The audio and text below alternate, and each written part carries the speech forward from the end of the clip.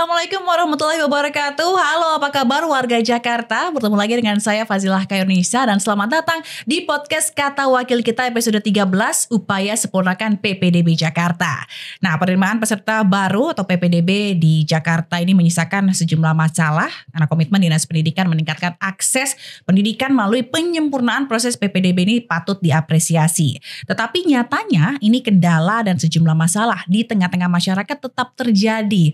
Lalu seperti apa kualitas PPDB untuk tahun ajaran 2024 yang diselenggarakan oleh Dinas Pendidikan? Selengkapnya akan kita kupas bersama Sekretaris Komisi E Bidang Kesejahteraan Masyarakat DPRD DKI Jakarta, Bapak Joni Simanjuntak.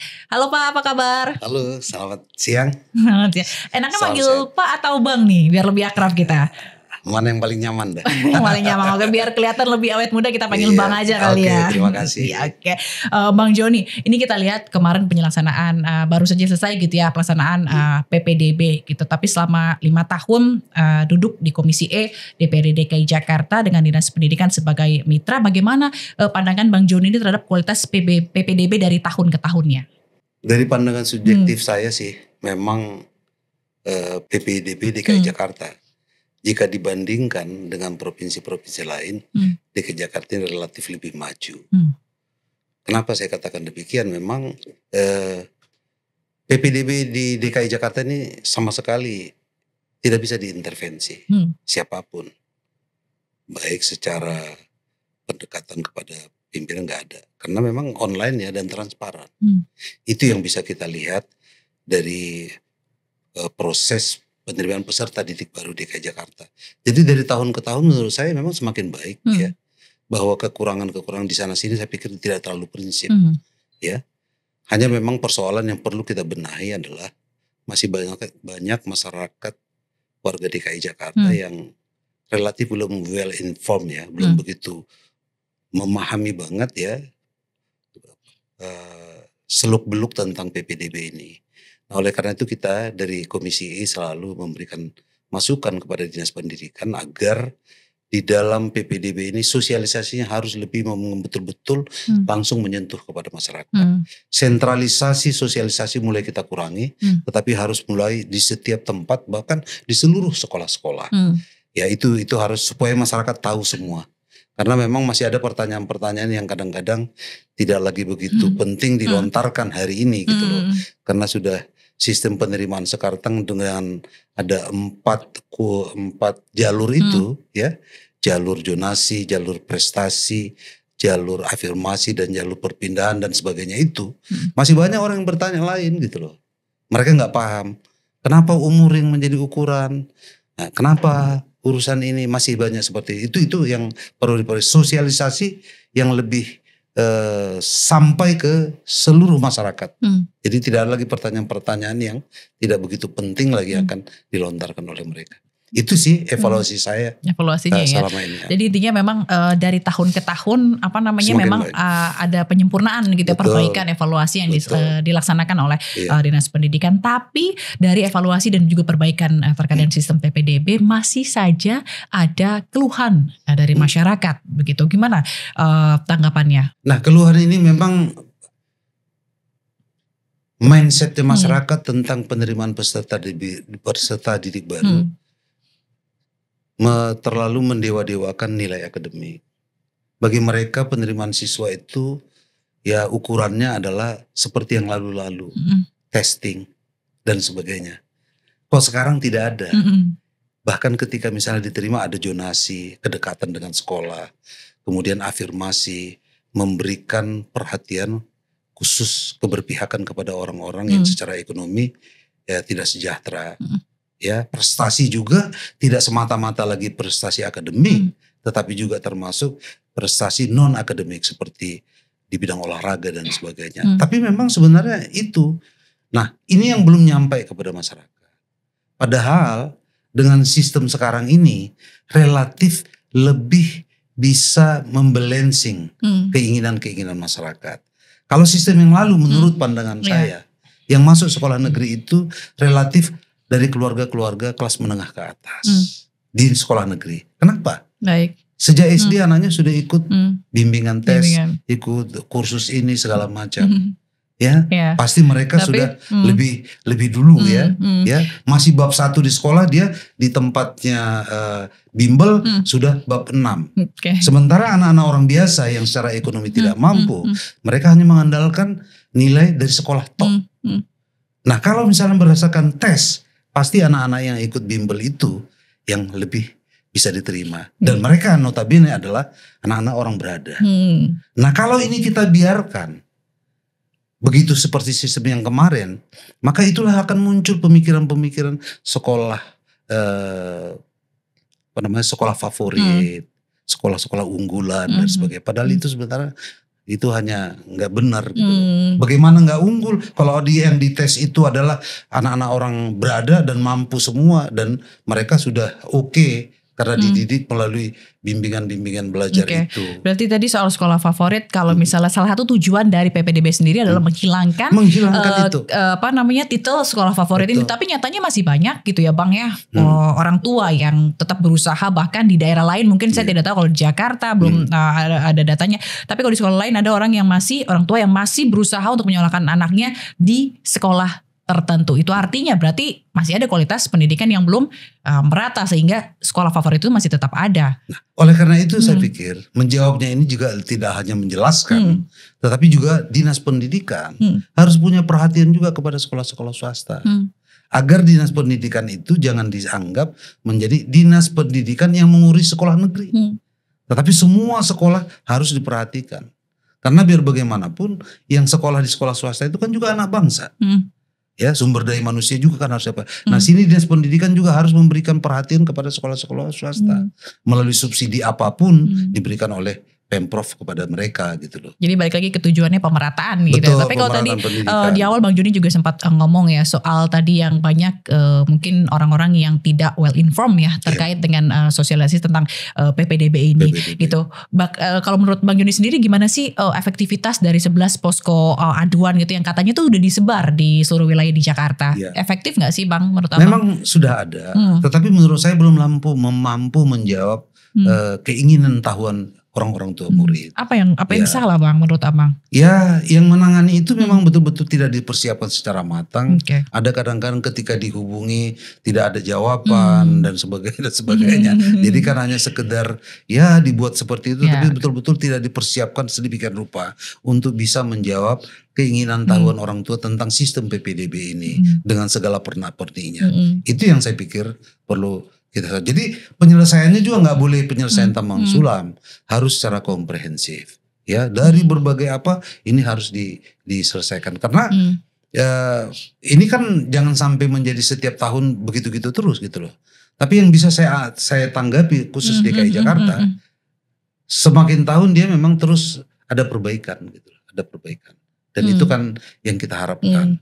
Untuk mencapai langsung sempurna begini itu memang dibutuhkan proses, waktu, kadang-kadang dibutuhkan proses untuk itu. Baik. Kita harus memahaminya. Oke lah, misalnya kita saat ini di dunia digital gitu ya, banyak semua orang bahkan hampir warga Jakarta atau sudah menggunakan smartphone yang intinya bisa mengakses digitalisasi dan segala macam itu. Tapi masalahnya masih ada masyarakat yang gaptek, mungkin dengan sistem yang sulit untuk diakses gitu. Dimana juga posko juga di satu wilayah cuma ada 2. Menurut Abang harus gimana nih? Ya itu yang saya katakan tadi itu. Jadi nggak semua kita sama ratakan masyarakat itu. Ada yang sudah mulai bisa, ada yang enggak. Nah di sini yang kita katakan relawan-relawan bisa disiapkan. Berarti selain digital, manual juga harus digerakkan. Manual masih tetap lah, nggak mungkin semua kan. Sama aja kayak generasi seperti saya. Saya juga belum begitu menjawab era digitalisasi ini juga. Saya masih kadang-kadang masih terkaget-kaget ya kan. Apalagi orang-orang tua murid yang kadang-kadang tingkat pendidikannya juga terbatas kan gitu loh. Bang, tapi kalau dari Abang sendiri ini punya gak sih pengalaman gitu dapat nerima aduan dari masyarakat soal PPDB ini? Terus gimana pas nerima aduan ini, apa yang Abang lakukan? Saya termasuk anggota DPRD yang membagikan nomor HP saya kepada siapapun. Dan itu bisa dijawab tuh Bang, direspon itu? Langsung saya respon. Dan saya juga mencoba selama saya di komisi E sekarang ini ya, periode kedua di komisi E ini, saya memberitahukan setiap saya pertemuan dengan masyarakat, saya bagikan nomor HP saya. Saya nggak mau kasih kepada staf saya, biar saya merasakan langsung bagaimana sih ya persoalan masyarakat. Nah dari pengaduan-pengaduan mereka yang seperti saya katakan tadi itu, banyak juga ya dari sisi masyarakat menurut pandangan saya. Ya mereka belum begitu memahami pentingnya pendidikan itu. Sehingga kadang-kadang mereka sering terkaget-kaget ketika ada PPDB baru mereka siap gitu loh. Nah oleh karena itu dari sisi pemerintah, harapan saya dalam hal ini Dinas Pendidikan harus lebih tanggap ya, jauh-jauh hari sebelum itu ya, yang namanya pusat komunikasi Dinas Pendidikan itu yang istilahnya apa itu ya, itu udah harus bisa menjangkau masyarakat. Karena pengaduan kepada saya itu masih kadang-kadang banyak hal yang prinsip. Apa tuh Bang? Nah, kenapa sih anak saya pintar. Tapi gak lolos, tapi gak masuk. Kenapa sih rumah saya udah dekat. Kenapa gak diterima. Nah artinya kan mereka gak paham semua itu. Mungkin anak orang tua itu pintar, tapi kan ada lagi yang lebih pintar. Ketika misalnya daya tampung di sekolah yang dituju itu hanya 100 orang. Sementara yang mendaftar 1.000 orang dan yang memenuhi syarat 200. Apa alat ukurnya lagi untuk diterima dan tidak diterima? Kalau tes lagi dimulai ya kembali lagi ke era yang lalu. Ya tes lagi. Pasti nanti ya yang bisa unggul itu. Nah digunakanlah usia yang kita anggap jauh lebih netral. Contoh-contoh seperti itu. Padahal sebenarnya kan seluruh orang tua harus paham. Zonasi misalnya kan. Rumah saya 1 RW. Kok bisa diterima yang 1 kelurahan agak jauh. Padahal bukan karena itu gitu loh. Karena zonasinya mungkin 1 kelurahan. Yang bisa otomatis diterima paling dekat itu mungkin beririsan 1 RT. Itu misalnya gitu loh. Nah hal-hal seperti itu. Yang menurut saya banyak pertanyaan-pertanyaan dari orang tua. Yang mereka gak paham. Nah sekian lama kita melaksanakan sistem penerimaan peserta didik baru dengan jalur yang 4 ini. Ya sebenarnya kan sudah harus mulai kita siapkan. Walaupun kami juga anggota DPRD selalu menyosialisasikan itu ketika kami bertemu dengan masyarakat. Itu pengalaman yang saya dapat. Jadi memang saya secara garis besarnya saya anggap begini.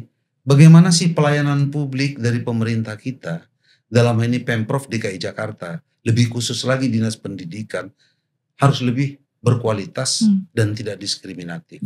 Itu kuncinya. Berkualitas dalam artian memang betul-betul bisa menjangkau dan pasti gitu loh. Ya tidak diskriminatif, jangan hanya yang terlayani orang-orang yang sudah melek informasi, yang sudah well informed, orang-orang yang sekolah biasa ini juga harus bisa dijangkau, maksud saya seperti itu. Jadi merata informasinya. Harus ada perhatian lebih gitu loh. Gak boleh dianggap sama. Bahwa yang ini bisa, ini harus juga sama, belum tentu harus seperti itu. Itu yang menurut saya gitu.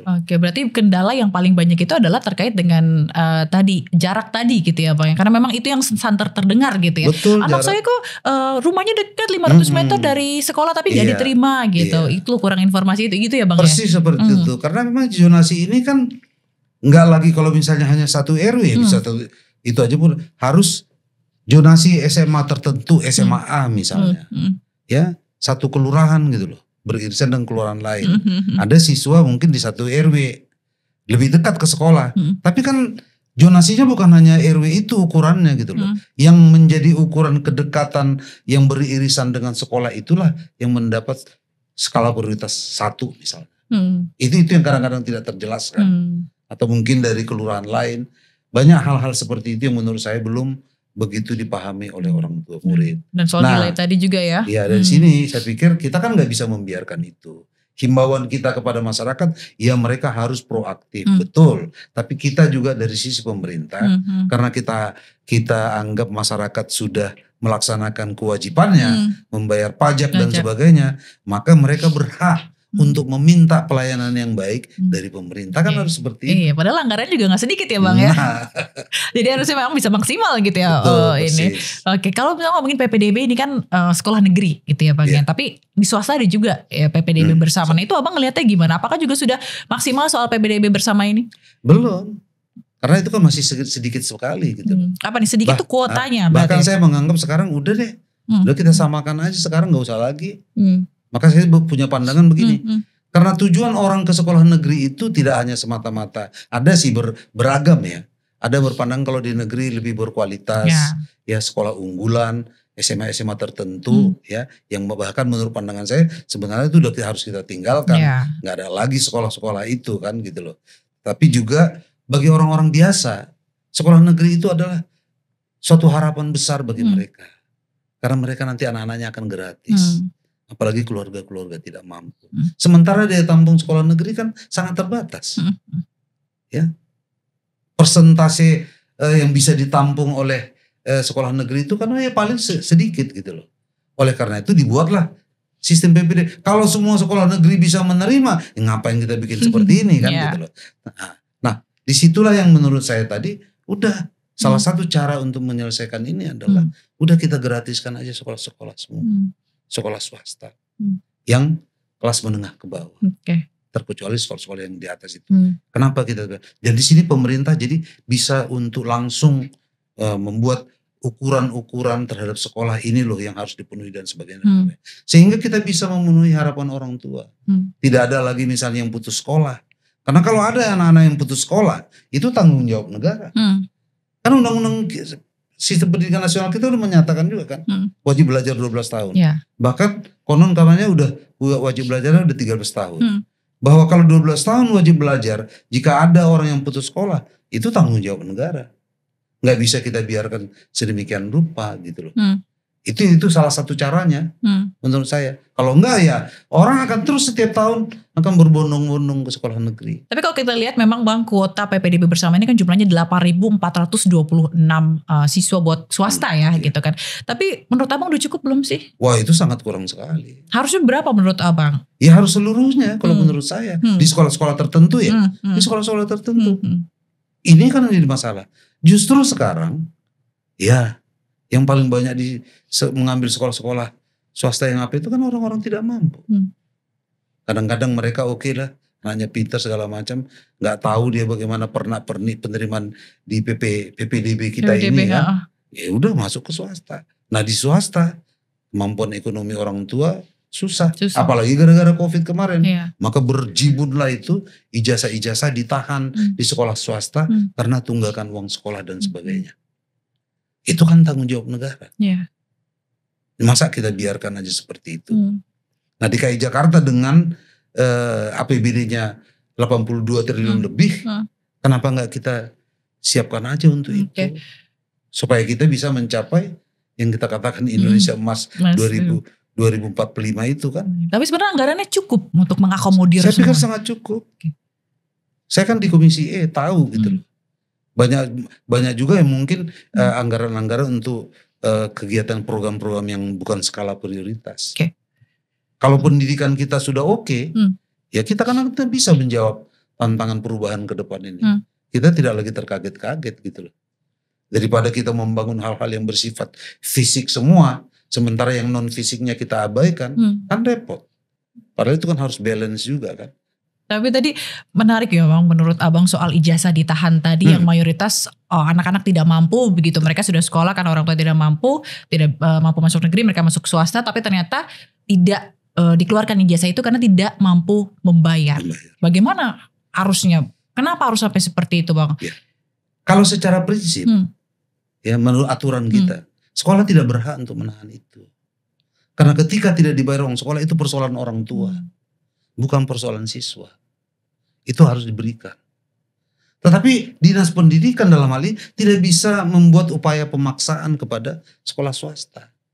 Karena memang kita juga harus sadar, sekolah swasta itu juga butuh dana untuk membiayai kegiatan proses belajar mengajar di sekolah itu. Nah disinilah Pemprov harus memberikan subsidi kepada mereka.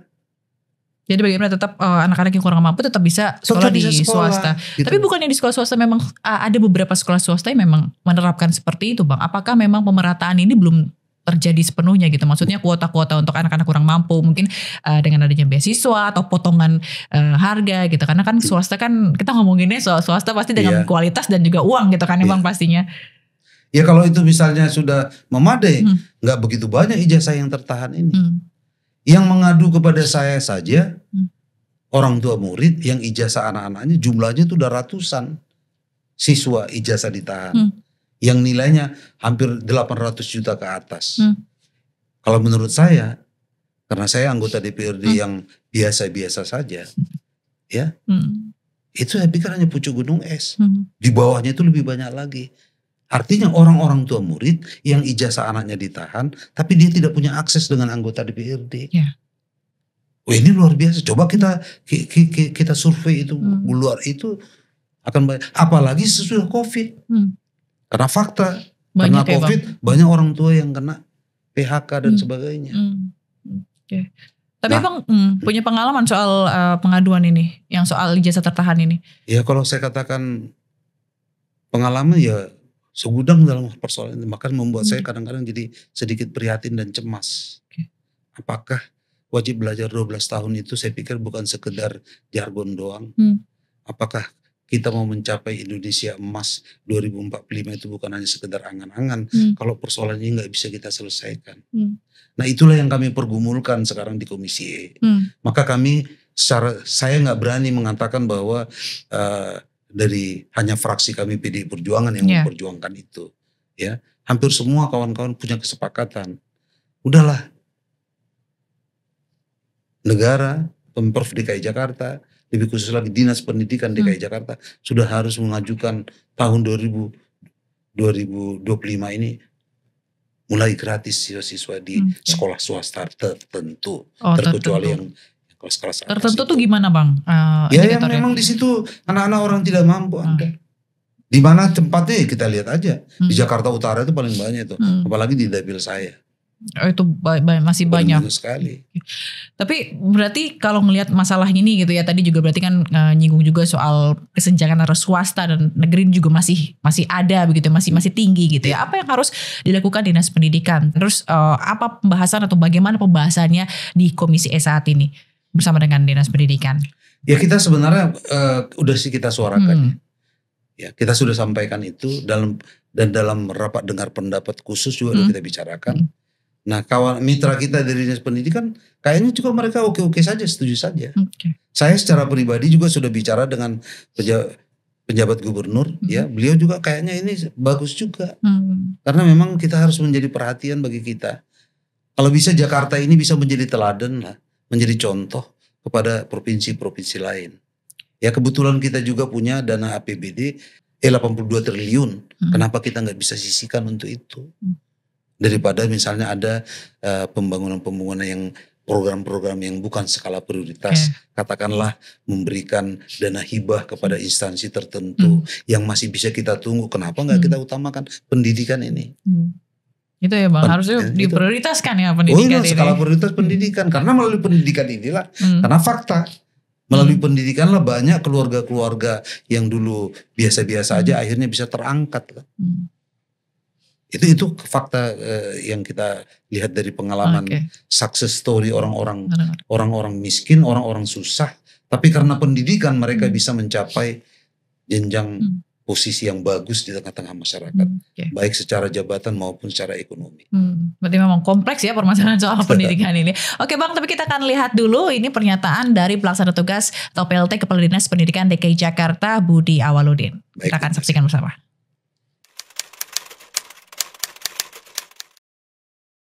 Untuk memastikan pelaksanaan PPDB yang objektif, transparan, dan akuntabel, sebelum PPDB dibuka, Dinas Pendidikan melakukan persiapan penetapan kebijakan sebagai berikut. Pertama, ada proses FGD. FGD melibatkan stakeholder pendidikan dan instansi pengawas serta masyarakat untuk menghasilkan petunjuk teknis dan regulasi yang objektif di dalam PPDB, transparan dan akuntabel, serta sesuai dengan amanah Permendikbud Nomor 1 Tahun 2021.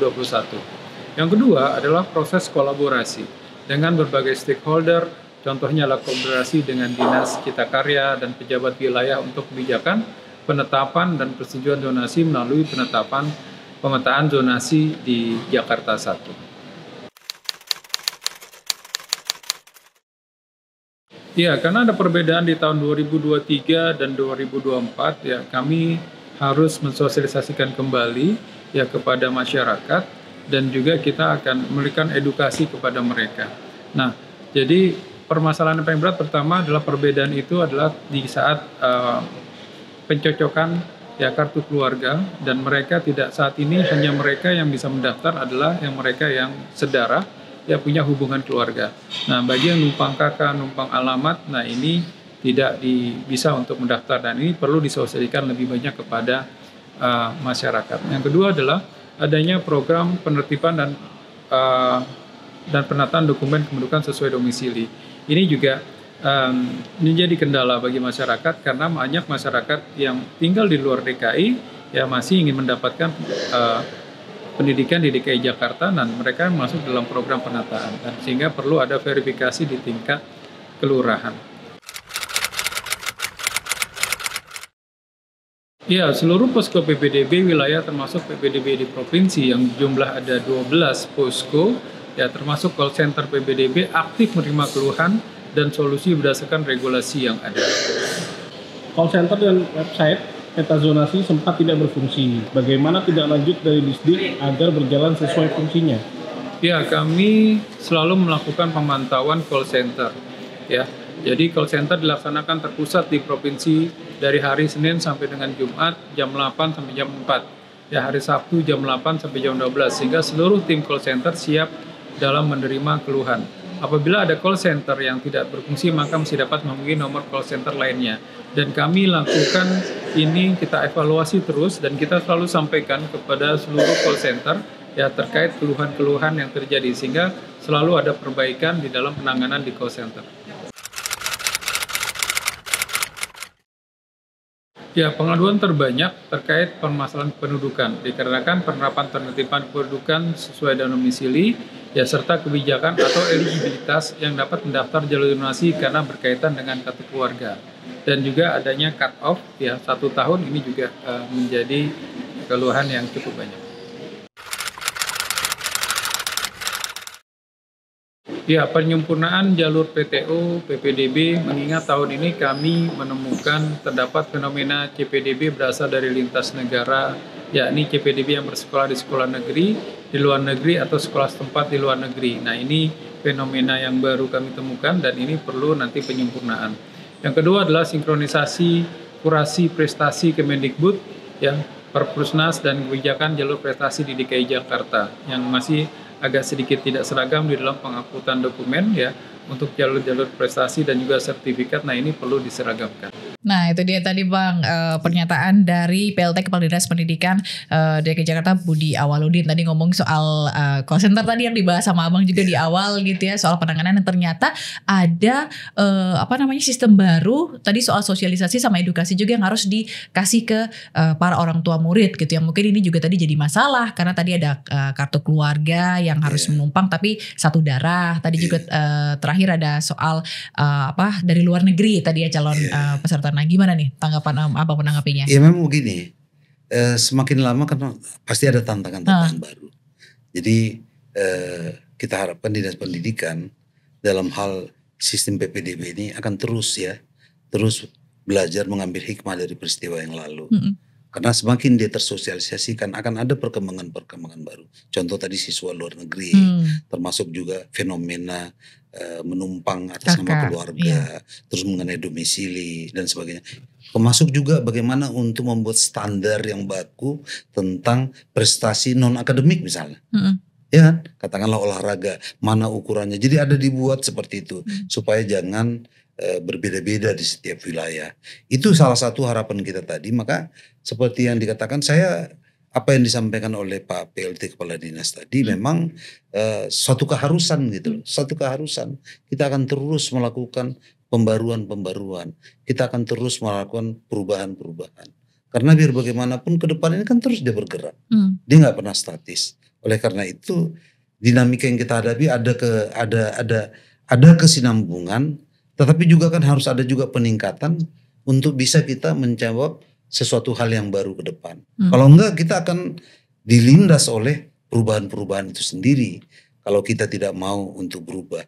Maka kita jangan cepat berpuas diri dengan apa yang sudah kita capai hari ini. Ya, sebagai mitra Dinas Pendidikan saya juga harus berani memberikan juga apresiasi ya.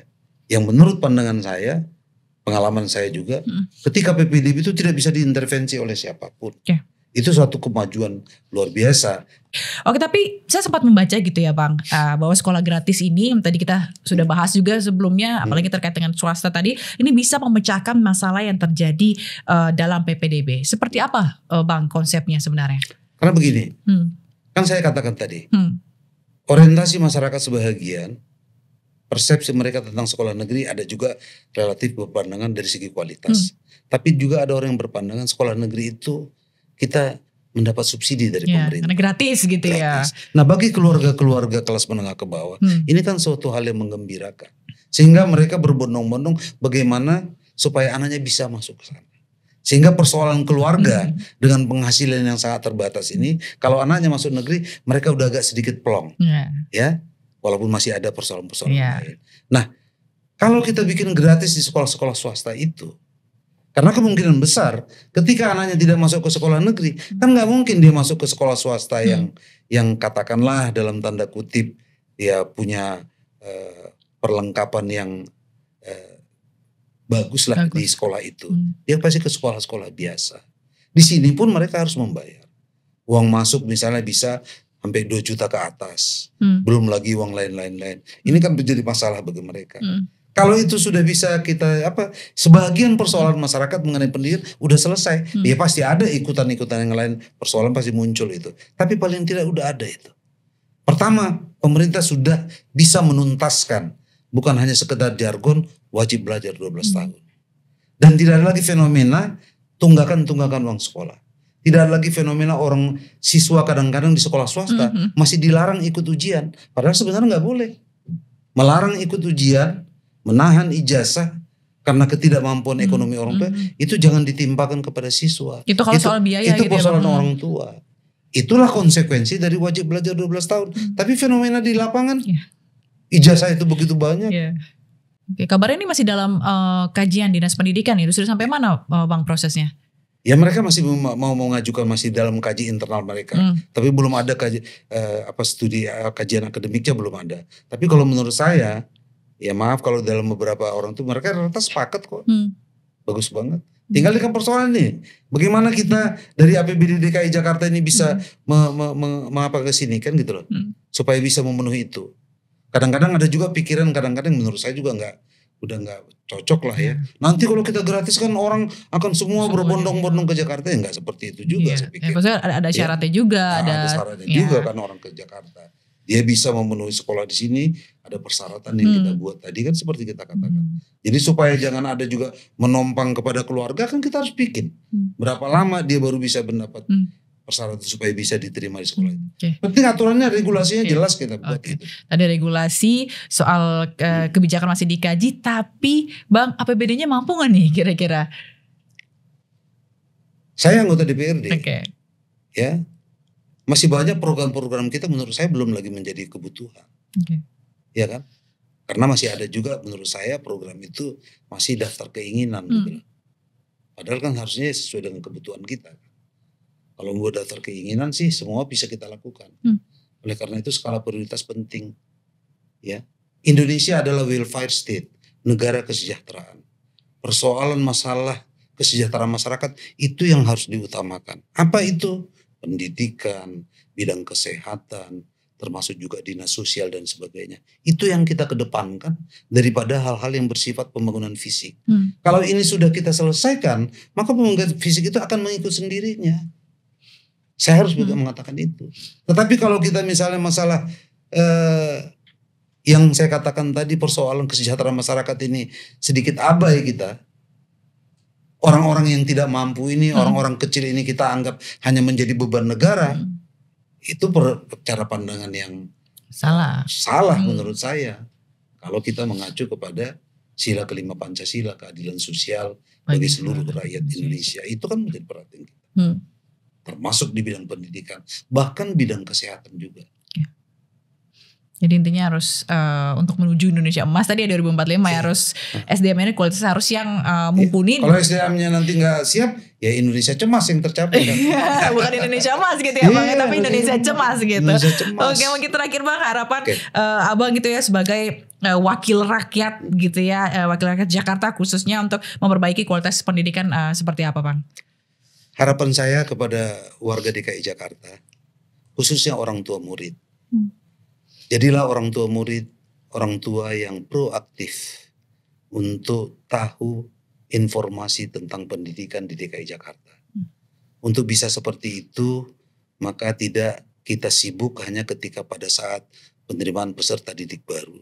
Jauh sebelum itu orang tua murid yang bijaksana adalah harus bisa bertanya kiri kanan dan menggunakan sarana dan prasarana yang ada supaya mereka betul-betul tahu tentang penerimaan peserta didik baru ini.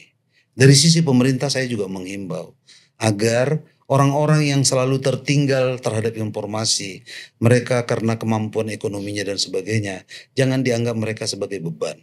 Tapi mereka juga adalah aset bangsa kita.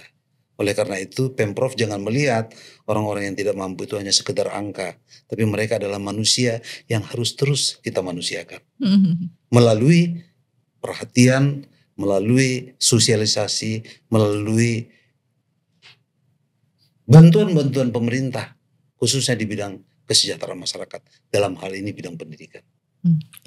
Nanti kita tunggu langkah konkretnya dari Bang Joni gitu ya sebagai wakil rakyat untuk mewujudkan atau memperbaiki sistem pendidikan di DKI Jakarta. Terima kasih Bang Joni Simanjuntak, Sekretaris Komisi E Bidang Kesejahteraan Masyarakat DPRD DKI Jakarta telah bergabung bersama kami. Terima kasih Bang, sehat selalu. Terima kasih. Dan itu dia tadi warga Jakarta membahas soal bagaimana evaluasi PPDB di DKI Jakarta yang memang menyisakan beberapa atau sedikit masalah begitu ya di pelaksanaannya. Tentunya kita berharap dengan evaluasi yang tadi disampaikan, beberapa poin juga yang disampaikan untuk semoga kualitas pendidikan di DKI Jakarta ini semakin baik lagi ke depannya. Dan jangan lupa juga untuk selalu like, share, komen, dan juga subscribe channel YouTube DPRD Provinsi DKI Jakarta. Saya Fazilah Kairunisa pamit undur diri. Sampai jumpa di podcast Kata Wakil kita berikutnya. Sampai jumpa. Terima kasih. Terima kasih. Terima kasih, Bang.